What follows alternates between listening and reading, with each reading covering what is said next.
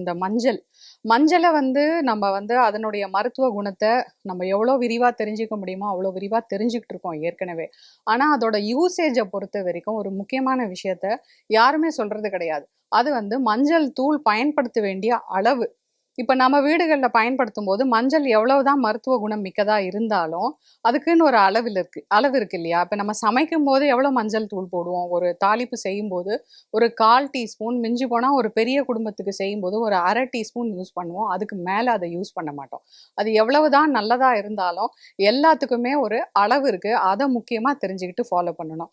இந்த home remedies, அப்புறம் நம்ம வீட்டில் செய்யக்கூடிய சின்ன சின்ன கை மருந்துகள் இதையெல்லாம் ஃபாலோ பண்ணும்போது முக்கியமான விஷயமே இந்த அளவு தான். அதனால எப்பவுமே இந்த அளவை பத்தி கரெக்டா தெரிஞ்சுக்கிட்டு ஃபாலோ பண்ணீங்கன்னா இதனால எந்த விதமான செட்பேக்கும் வராது. ஏன்னா நம்ம தொடர்ச்சியா பாரம்பரியமா குடும்பங்கள்ல பயன்படுத்திக்கிட்டு வந்த பல மருந்துகள் ஈஸியா இந்த வந்து பாட்டி மருத்துவம்னு நம்ம சொல்லுவோம் இல்லையா? வீட்டில் இருக்கிற எல்லா பாட்டிக்குமே ஏதாவது ஒரு மருந்து அவங்களுடைய பழக்கத்தில் அவங்களுடைய பரம்பரையில் வந்தது கண்டிப்பாக தெரிஞ்சிருக்கும். ஒரு பாட்டி வந்து ஒரு மினி டாக்டர், ஒரு மினி கூகுள் மாதிரி எல்லா வீட்லேயும். ஆனால் இப்போ அந்த பாட்டிங்களே வந்து அந்த ஜெனரேஷன் போயாச்சு. கிட்டத்தட்ட ஒரு ஜெனரேஷனோ 2 ஜெனரேஷனோ இந்த பாரம்பரிய அறிவு வந்து டிரான்ஸ்ஃபர் ஆகாமல் ஸ்கிப் ஆயிடுச்சு. அதனால நிறைய பேருக்கு இந்த பழக்கங்களை ஃபாலோ பண்ணணும்னு ஆசை இருக்கே தவிர அதுக்கான ஒரு அனுபவம் இல்லாததுனால ஒன்று ஃபாலோ பண்ணுறதுக்கு பயப்படுவாங்க, தயங்குவாங்க.